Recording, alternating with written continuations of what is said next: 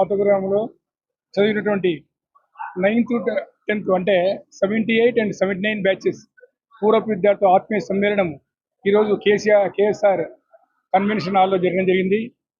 మనం మీకు ఈ విధంగా తెలియజేయము. మాకు ఈ గురువు లేని లోటు అంటే అందరూ స్వర్గస్థులైనారు. వారు లేని లోటు నిజంగా ఇది చాలా మాకు తీరనిది. అది లేకపోవడం వల్ల వారిని ఆహ్వానించలేకపోయాము. కాబట్టి వారు ఇక్కడ ఏ లోకం స్వర్గలోకంలో ఉన్నారని మేము భావిస్తూ వాళ్ళకు కూడా మా యొక్క కృతజ్ఞత తెలియజేసుకుంటాం. నా పేరు ఐఎమ్ శివారెడ్డి. నేను retired director finger print bureau Andhra Pradesh state police department CID.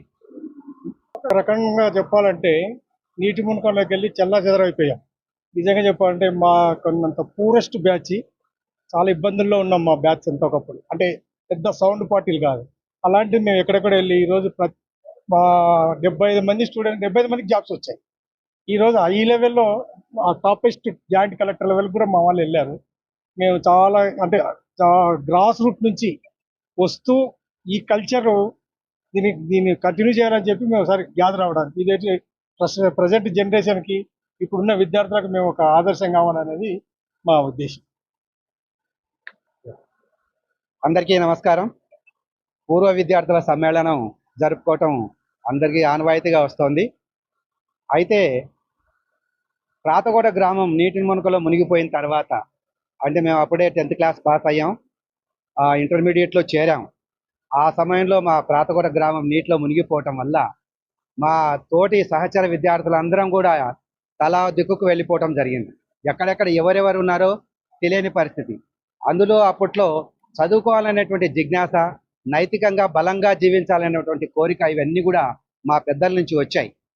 మా తర్వాత తరానికి అందించాలనే ఉద్దేశంతో మేమంతా కష్టపడి చదువుకొని సమాజంలో నీతి నిజాయితీ గలటువంటి వ్యక్తులుగా, అధికారులుగా మేము ఇంతకాలం పనిచేశాం. ఈ స్ఫూర్తిని మా తర్వాత తరానికి అందించాలనే ఉద్దేశంతో 47 సంవత్సరాల తర్వాత కలవటం అంటే ఎంత గొప్ప విషయమో ఆలోచించాలి.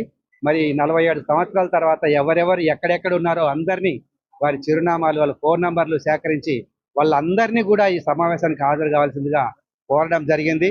మేము పిలవటమే తర్వాయి వారు వెంటనే అందరూ కూడా రావడానికి అంగీకరించి ఈ కార్యక్రమానికి విచ్చేశారు.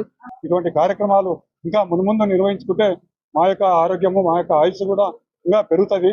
ఆ యొక్క ఉద్దేశంతో మళ్ళీ నెక్స్ట్ ఫ్యూచర్ ప్లాన్లో కూడా కలవాలని చెప్పేసి అనుకుంటున్నాం.